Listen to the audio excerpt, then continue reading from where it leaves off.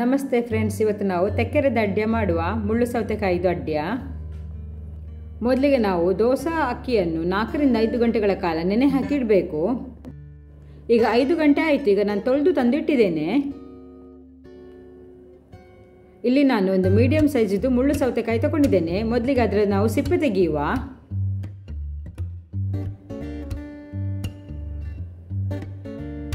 ನಂತರ ಈಗ ನಾವು ಕಟ್ ಮಾಡಿ ಅದರ ಒಳಗಿರುವ ಬೀಜಗಳನ್ನು ಕೂಡ ಕ್ಲೀನಾಗಿ ತೆಗಿಬೇಕು. ಈಗ ಅದನ್ನು ನಾವು ಕಟ್ ಮಾಡಿ ಇಡುವ.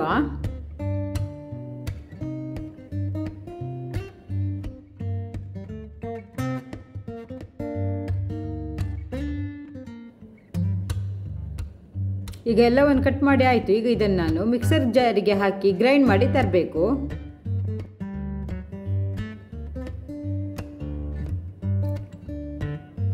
ಈಗ ಇದಕ್ಕೆ ನಾವು ತೊಳೆದಿಟ್ಟಂತಹ ಅಕ್ಕಿ ಹಾಕುವ.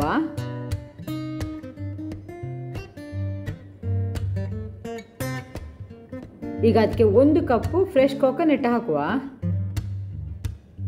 ಮತ್ತೆ ಅರ್ಧ ಕಪ್ಪು ಬೆಲ್ಲದ ಹುಡಿ, ರುಚಿಗೆ ತಕ್ಕಷ್ಟು ಉಪ್ಪು ಸೇರಿಸುವ. ಮತ್ತೆ 3 ರಿಂದ 4 ಏಲಕ್ಕಿಯನ್ನು ಹಾಕುವ. ಹಾಕಿ ಸ್ವಲ್ಪ ನೀರು ಹಾಕಿ, ಅರ್ಧ ಕಪ್ನಷ್ಟು ನೀರು ಹಾಕಿ ನೈಸ್ ಹಾಕಿ ಕಡಿದು ತರುವ.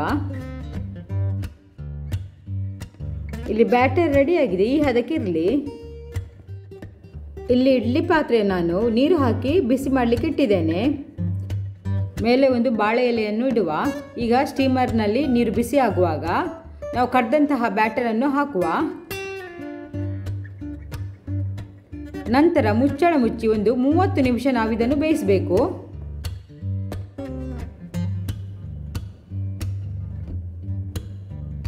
ಈಗ ನಾವು ಒಂದು ಟೂತ್ ಪಿಕ್ ಅನ್ನು ಹಾಕಿ ಅದು ಬೆಂದಿದೆ ಅಂತ ನೋಡುವ. ಇನ್ ಕೇಸ್ ಅದು ಕ್ಲೀನ್ ಆಗಿ ಬಂದರೆ ಅದು ಬೆಂದಿದೆ ಅಂತ ಅರ್ಥ. ನಂತರ ಗ್ಯಾಸನ್ನು ಆಫ್ ಮಾಡುವ. ತಣ್ಣಗಾದ ನಂತರ ಅದನ್ನು ನಾವು ನಿಧಾನವಾಗಿ ತೆಗೆದು ನಮಗೆ ಬೇಕಾದ ಆಕಾರದಲ್ಲಿ ಅದನ್ನು ಕಟ್ ಮಾಡಬೇಕು.